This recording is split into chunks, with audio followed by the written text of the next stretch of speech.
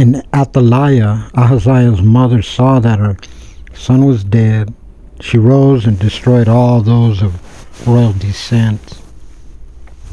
Jehosheba, king of Joram's daughter, Ahaziah's sister, took Joash, the son of Ahaziah, and stole him away from among the slain children of the king.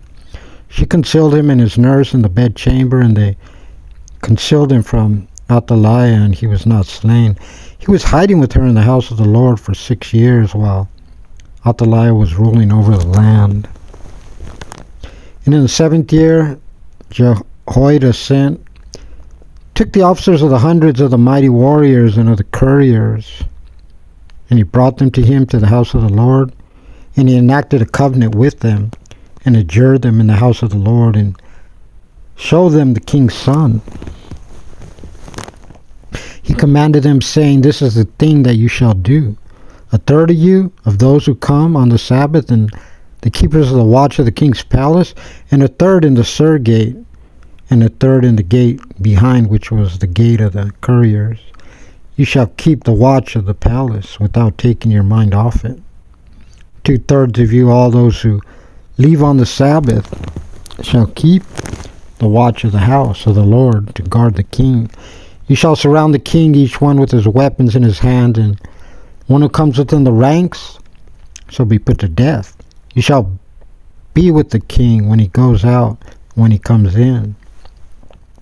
And the officers of the hundreds did according to all that Jehoiada the priest had commanded, and each one took his men, those coming in on the Sabbath and those leaving on the Sabbath, and they came to Jehoiada the priest, and the priest gave the officers of the hundreds the spears and the shields that had belonged to King David, which were in the house of the Lord. The courier stood, each one with his weapons in his hand, from the right end of the house to the left end of the house, before the altar in the house surrounded the king. And he brought out the king's son and placed the crown in the testimony, and they made him king and anointed him. And they clapped their hands and said, "Long live the king."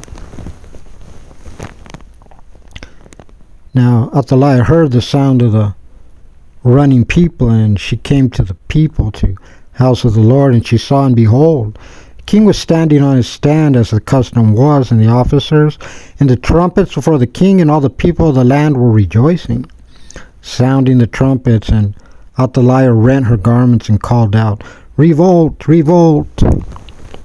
Jehoiada the priest commanded the officers of the hundreds, those appointed over the army, and he said to them, "Take her out to within the ranks, and anyone who comes after her is to be slain by the sword."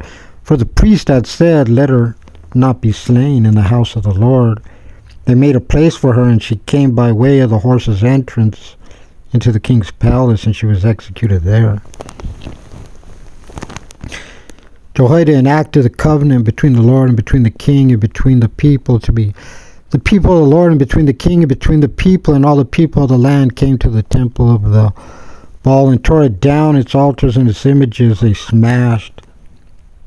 Malton, the priest of the Baal, they slew before the altars, and the priest set up appointees over the house of the Lord. He took the officers of the hundreds and the mighty warriors and the couriers and all the people of the land, and they brought the king down from the house of the Lord, and they came by way of the gate of the couriers to the king's palace, and he sat on the throne of the kings. And all the people of the land rejoiced, and the city quieted down. Athaliah they had dispatched by the sword in the royal palace.